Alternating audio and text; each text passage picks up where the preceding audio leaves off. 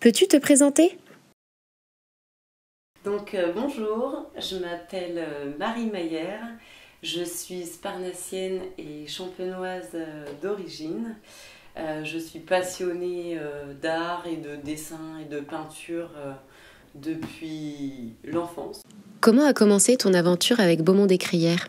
L'aventure, elle a commencé par un coup de téléphone du président de la maison Beaumont-des-Crayères qui m'a contactée parce qu'il avait vu une toile que j'avais peinte 2 ans auparavant et que j'avais vendue à quelqu'un. Cette personne-là, donc le président, m'a contactée pour me proposer un projet et me donner un rendez-vous.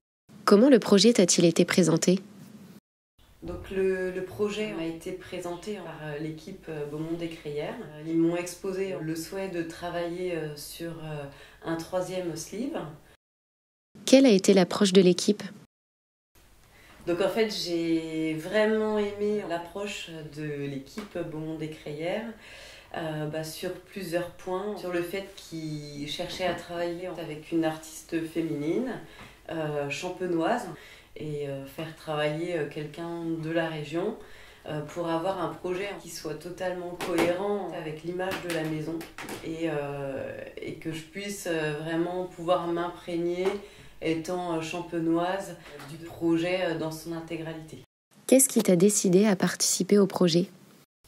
J'ai été super emballée par le projet parce que c'est le type de collaboration en fait, artistique que je recherchais.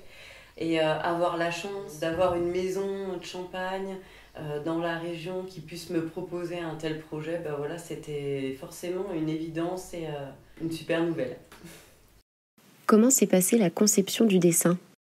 Sur le dessin, je voulais reprendre l'idée de retravailler le blason parce que je trouvais super intéressant dans l'approche en fait, de travailler sur la rose, qui est l'emblème de Beaumont-des-Crayères, de travailler sur le blason en lui-même et de le styliser, de lui donner un côté un peu moderne, mais avec toujours ce côté authentique du crête-crayon. Et puis au niveau du dessin en lui-même, c'était imaginer quelque chose qui puisse toucher un public jeune.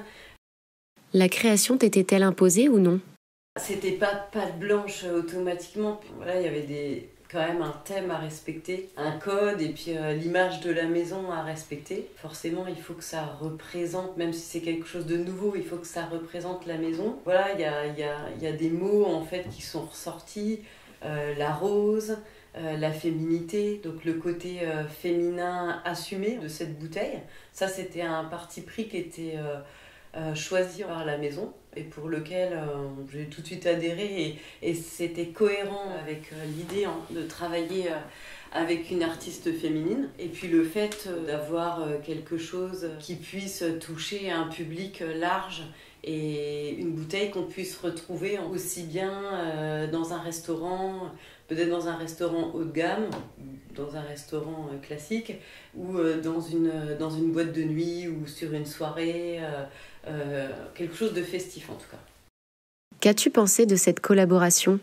C'était ma première réelle collaboration pour une maison de champagne. Au niveau du feeling, comme j'ai dit tout à l'heure, c'était une équipe vraiment super sympa, super à l'écoute, qui a su vraiment bien respecter mon travail.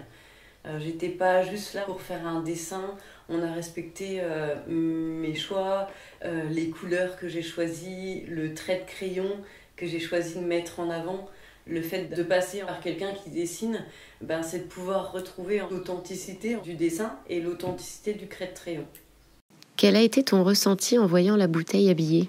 Quand on est arrivé sur la fin du projet, déjà la maison m'a proposé de signer ma bouteille. Ça, je trouve ça super sympa, l'idée super originale. Donc j'ai eu la chance de voir quelques semaines après le rendu fini de la bouteille sur lequel je suis vraiment super contente parce que finalement tout le travail qui a été réalisé en amont, on le retrouve parfaitement sur la bouteille. Mon dessin a été respecté, les couleurs ont été respectées. L'univers que j'ai voulu donner à cette bouteille, c'est totalement le projet sur lequel je suis partie dès le départ. Donc voilà, j'ai hâte que vous puissiez la voir et j'espère qu'elle plaira à tout le monde. Un petit mot pour la fin ? Et ben pour finir, je vais me faire un petit plaisir quand même.